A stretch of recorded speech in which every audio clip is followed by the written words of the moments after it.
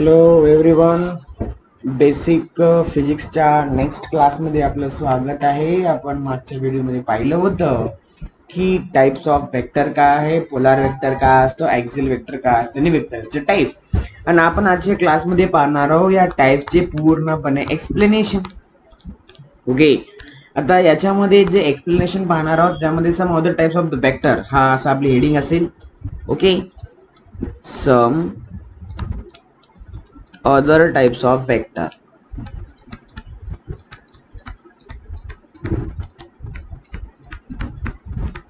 Okay, याच्यामध्ये आपण पहिला पॉइंट पाहूया ते म्हणजे निगेटिव्ह वेक्टर.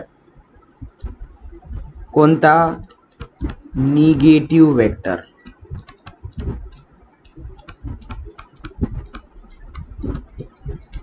आता निगेटिव्ह वेक्टर काय असतं है ना? It has the direction just opposite to given a vector and have the same magnitude. बघा, ज्याचं मॅग्निट्यूड सेम आहे. काय म्हटलं मी? Same magnitude, same magnitude but direction opposite. Opposite direction, opposite direction. ज्याचं मॅग्निट्यूड काय आहे? सेम आहे बट डायरेक्शन काय? अपोजिट आहे. त्याला म्हणायचं निगेटिव्ह वेक्टर. आता निगेटिव्ह वेक्टर कसं सर आता सांगून दाखवा, एक एक्झाम्पल घ्या. तर त्याच्यासाठी एक फिगर बघूया. ओके, हे फिगर म्हणते तरी काय? बघा, आपण जर एक अशा प्रकारचं डायरेक्शन इकडे घेतलं, ज्याला वेक्टर ए म्हटलं, आणि तेच एरो आपण या बाजूला घेतला आणि इथं मायनस ए म्हटलं. आता याच्यामध्ये हे एरो या बाजूला, याचा एरो ह्या बाजूला आहे. वेक्टर ए आहे, हा निगेटिव्ह वेक्टर ए आहे. वेक्टर ए जे आहे हे वेक्टर ए दिसायला ते या वेक्टर मायनस वेक्टर ए च्या ऑपोजिट आहे ना. जर आपण एखादं एक्झाम्पल जर बघितलं याला ए आणि बी च्या साह्यामध्ये, तर समजून घ्या वेक्टर दोन्ही पण सांगितले. हे इकडं ए आहे, इकडं बी आहे, सॉरी इकडं बी आहे, बरोबर आहे. पण दोघांचं डायरेक्शन कसं आहे? सेम आहे. पण डायरेक्शन सेम आपल्याला चालेल का नाही? आपण काय बघायलो? Opposite direction. म्हणजे दोघांचे जे एरो आहे, दोघांचं जे डायरेक्शन आहे ते ऑपोजिट पाहिजे. ओके, आता हे लक्षात ठेवायला पाहिजे. किंवा एखादा पॉइंट आपण याला ए म्हटलं, कॅपिटल ए, आणि याला कॅपिटल बी.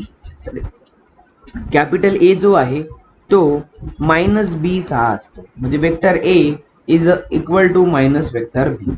हे दिसायलं का मी काय म्हणतोय? हे त्याचं अपोजिट आहे. हे वेक्टरचा पहिला टाइप्स आहे.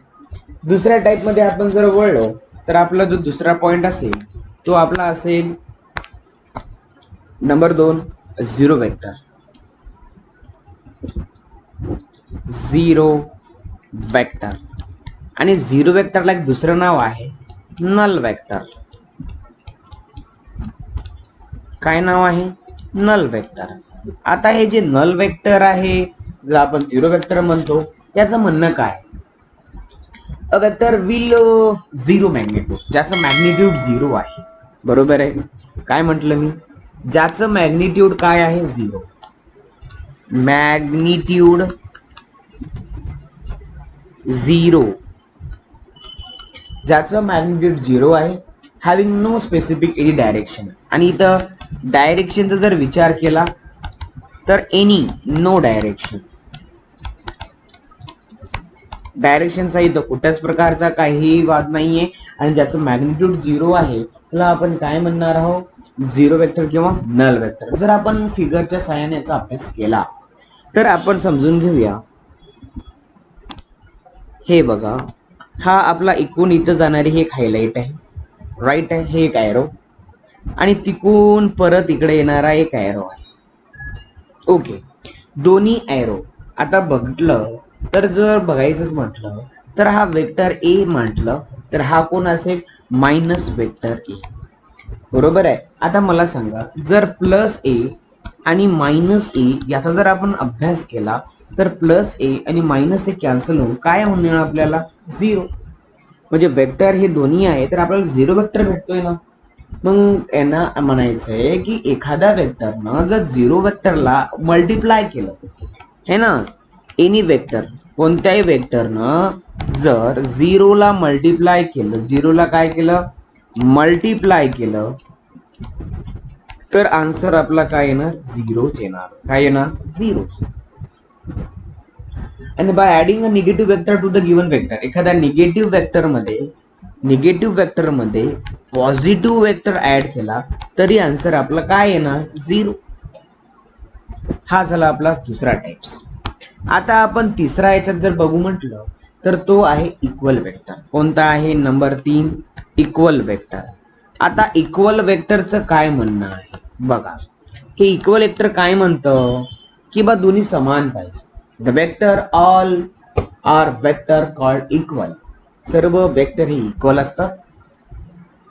दे have the equal magnitude and same direction. ज्याचं डायरेक्शन कसं पाहिजे, सेम पाहिजे. Direction same and equal magnitude.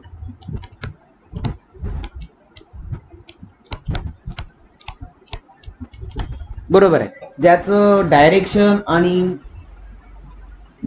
Magnitude दोन्ही इक्वल असतं त्याला आपण इक्वल मॅग्निट्यूड म्हणूया. एक्झाम्पल बघू म्हटलं तर समजून घ्या, असा एरो काढलेला आहे. याच्यावर दोन वेक्टर कन्सिडर करूया, वेक्टर ए, वेक्टर बी. हा वेक्टर ए आहे, हा वेक्टर बी आहे.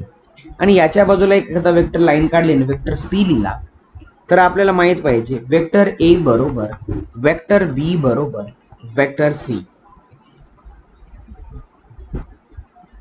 A, B, C, vector A, vector B आणि vector C, their three vectors are equal. त्याच्यानंतर आपण पुढचा प्रकार बघितला तर 3चा नंबर कोण असतो, 4. आणि चौथा प्रकार आपला आहे कोलिनियर वेक्टर. Collinear vector. आता कोलिनियर वेक्टर म्हणजे काय असतं हे बघूया. कोलिनियर वेक्टर म्हणजे काय की असा वेक्टर किंवा असे दोन vector along the same straight line. बरोबर आहे. दोन वेक्टर जे acting along the same straight line or along parallel straight line, they in opposite direction or same direction.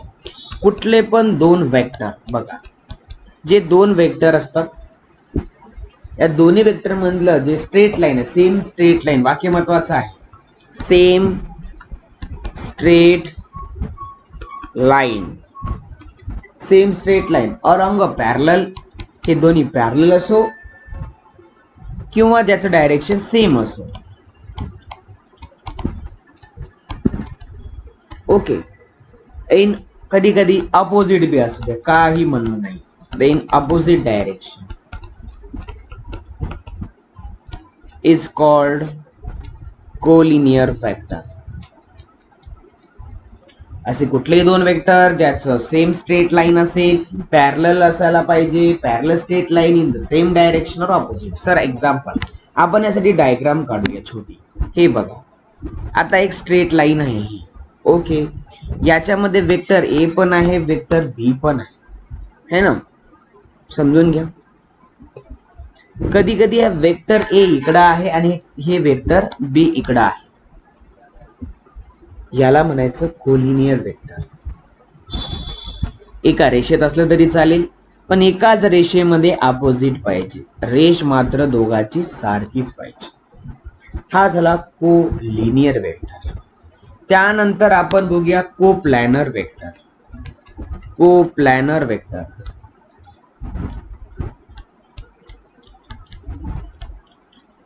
Coplanar vector मध्ये काय असतं, दोन किंवा दोन पेक्षा जास्त वेक्टर जर एकत्रित असेल are called the coplanar vector. If they lies the same plane or parallel to the same plane. बघा, दोन किंवा दोन पेक्षा जास्त जे कोप्लॅनर असतात तिथे आपण लिहू शकतो 3 और मोर वेक्टर्स. दो किंवा दोन पेक्षा जास्त, 3 किंवा 3 पेक्षा जास्त एकत्रित असणाऱ्या वेक्टर्सला आपण काय म्हणत असतो, कोप्लॅनर.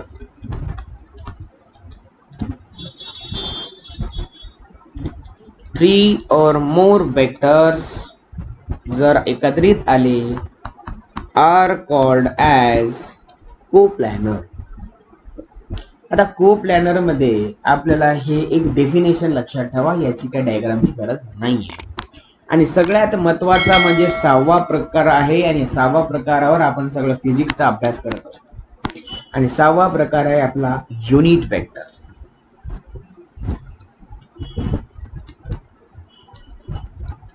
आता युनिट वेक्टर म्हणल्यावर काही बघायची गरज नाहीये. A vector having the unit magnitude, ज्याचं मॅग्निट्यूड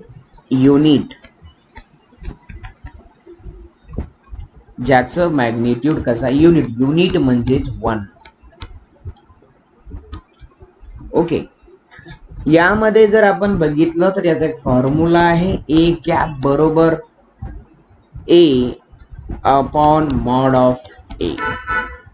बट हे मॉड ऑफ ए जे आहे, मॉड ऑफ ए याच्यामध्ये वर्गमुळात ए चा वर्ग अधिक बी चा वर्ग अधिक सी चा वर्ग या घटकाचा वापर केला जात असतो. समजून घ्या, एक एक्झाम्पल जर याचं बघू लागलो आपण तर आपल्याला एखादा पॉइंट दिला असेल वेक्टर ए 2,3,4. एक्झाम्पल बघायलो आपण तर याच्यामध्ये आपल्याला काय करायचं आहे, एक एक्झाम्पल सॉल्व्ह करायचं आहे. सॉल्व्ह करण्यासाठी आपण वेक्टर ए बरोबर याला लिहू शकतो 2i + 3j + 4k. हे झालं वेक्टर ए. याचा जर मॉड काढितला आपण मॉड, तर याला अंडररूट मध्ये 2, 3, 4 म्हणजे coefficient of A square I square, coefficient of जे स्क्वेअर आणि कोएफिशिएंट ऑफ आय जे और के स्क्वेअर. आता मला सांगा 2 चा वर्ग किती 4, 3 चा वर्ग किती 9, 4 चा वर्ग किती 16, 16 आणि 4 किती 20, 20 आणि 29. हे झाला मॉड ऑफ ए. जेव्हा हे व्हॅल्यू आपण वरच्या कॅप मध्ये बघूया ए कॅप मध्ये, तर ए जे पहिला आन्सर आहे आपलं 2i अधिक, ओके, याचा आपण एक्झाम्पल याला सॉल्व्ह करू शकतो. ठीक आहे, आता बघूया इथं आपण युनिट वेक्टर ऑफ ए इथं घेऊया. एक मिनिट, पेन काउंट. हा, युनिट वेक्टर हे आपलं फॉर्म्युला आहे. ओके,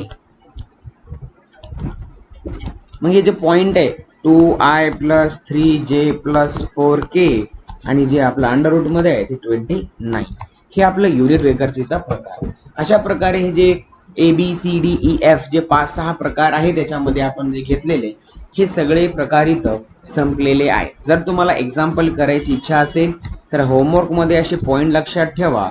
याच्यामध्ये पहिला होमवर्कला पॉइंट असेल ते म्हणजे 3, 4, 5. दुसरा बघायचा असेल तर 6, 2, 1. तिसरा बघायचा असेल तर 6, 6, 1. आणि याच्यापेक्षा जास्त प्रॅक्टिससाठी आपल्या टेलिग्राम चॅनलला जॉईन करा. आपल्या टेलिग्राम चॅनलचं नाव सुद्धा काय आहे, नीत महेन. काय आहे, नीत महेन. लक्षात ठेवा, NITMAHEN. ओके जेंटलमेन, अशा प्रकारे आपण नीत महेनला जॉईन करू शकता, NITMAHEN. ओके बच्चा लोग, thank you very much for